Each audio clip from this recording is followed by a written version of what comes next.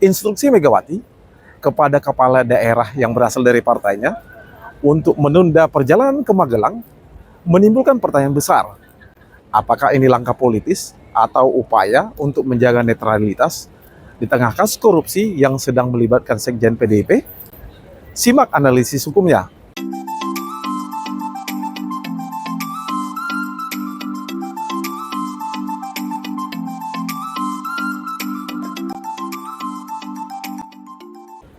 Baru-baru ini, Ketua Umum PDIP Megawati Soekarnoputri sudah menginstruksikan kepala daerah dari partainya untuk menunda perjalanan ke Magelang, Jawa Tengah, untuk menghadiri retreat yang diadakan oleh pemerintah.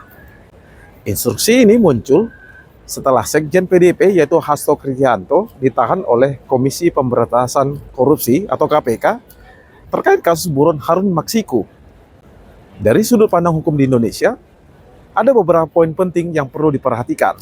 Pertama, netralitas aparatur sipil negara atau ASN.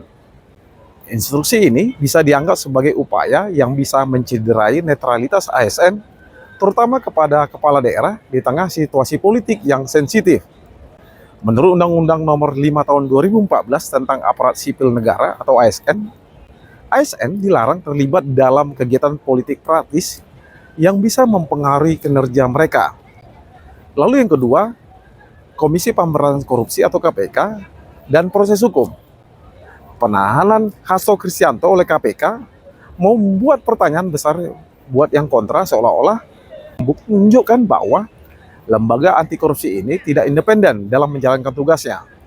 Padahal KPK mempunyai kewenangan untuk memeriksa dan menahan siapapun yang diduga terlibat dalam tindak pidana korupsi, tanpa memandang jabatan atau afiliasi politik manapun juga. Lalu yang ketiga, implikasi politik. Jadi instruksi Megawati bisa diinterpretasikan sebagai upaya untuk mengurangi tekanan politik terhadap partainya. Tapi hal ini juga bisa memicu pertanyaan tentang sejauh mana partai politik bisa mempengaruhi kebijakan dan putusan kepala daerah. Apalagi ada istilah petugas partai. Lalu yang keempat, transparansi dan akuntabilitas.